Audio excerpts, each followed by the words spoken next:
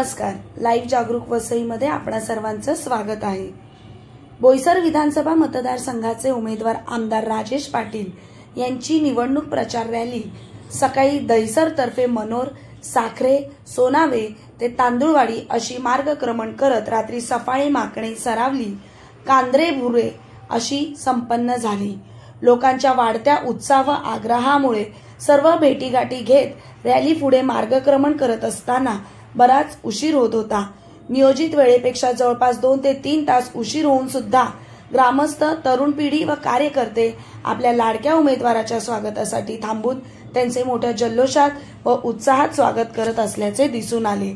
यावेळी आमदार राजेश पाटील यांनी अजून मोठ्या प्रमाणावर मला विकास कामं करण्याची संधी तुमच्याकडून मिळावी, यासाठी पुन्हा एकदा शिटी चिन्हावर शिक्कामोर्तब करा, शिटी चिन्हावर बटन दाबा आणि मला प्रचंड मतांनी विजयी करा, असे आवाहन त्यांनी नागरिकांना व मतदारांना केले आहे. धन्यवाद. चॅनलला लाईक, सबस्क्राईब, शेअर जरूर करा.